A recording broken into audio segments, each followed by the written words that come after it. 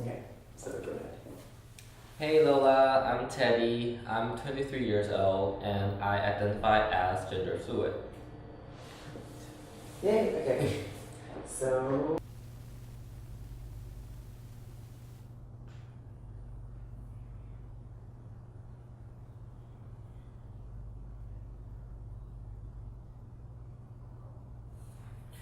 I think it's like the confidence or like being yourself because as gender fluid, sometimes I feel more feminine, sometimes I'm not. So I can, if there's a pressure toward me, I can always go back to just being a boy or like a boyish. And then since I have that option, I can it's just easy to when pressures come, just it's very easy to just go back to like wait, how do I say this? Go back to like safety zone. Yeah, so when pressures come, I can retreat to like being kind of boyish and left out the feminine part, but I don't want that. I just want to express myself. Like sometimes more feminine, some like more neutral, sometimes maybe a little boyish. Yeah, so I would say it's the confidence, like being yourself. Yeah.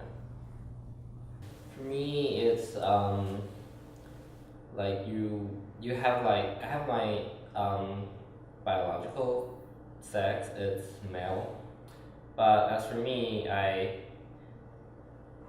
feel like I'm not always like being like a male or a boy.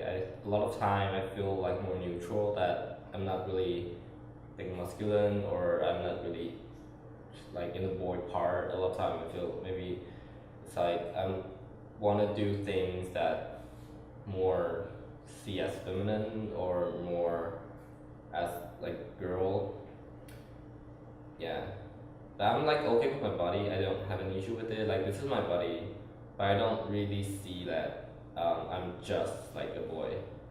It's like it's not like okay, I choose to be like feminine today. It's like today sometimes I do things. It's just like there's a sense of femininity in it, or there's a sense like a more neutral in it. It's not like oh I have to do this. Like ever since I'm in San Francisco, I never really feel different, or I could say like people here like care less about others people different, like because everyone here it's like their own unique personality or style and their own unique being, like own being. So people are like generally respecting and like okay with everyone being like different.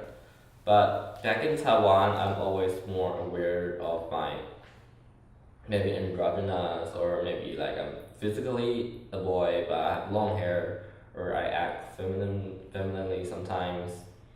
But I would say most of the time back in Taiwan, like the people I met, they don't really care to either. It's like you be yourself, that is awesome, that is okay.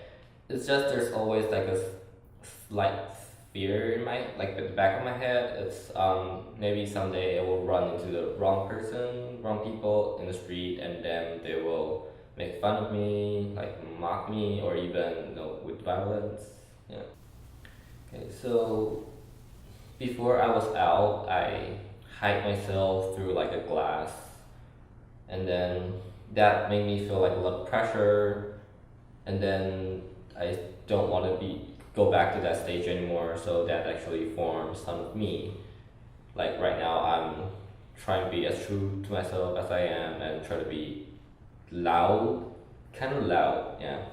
And then I would also want to say, like, after I'm out, like, the friends I meet, the people I met, they are very acceptable, and then they encourage me to be myself. And then sometimes, like, I'm afraid of making a step, and then they will encourage me. And I would say also my mom.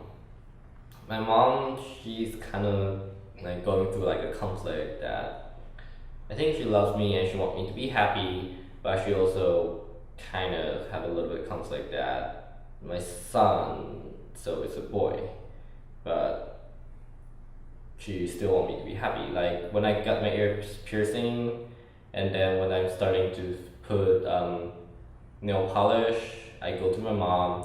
My mom actually give me like some of the earrings she don't wear anymore, like some of the nail polish or some of the makeup she don't use it anymore. So that's like a sort of a way that she support me.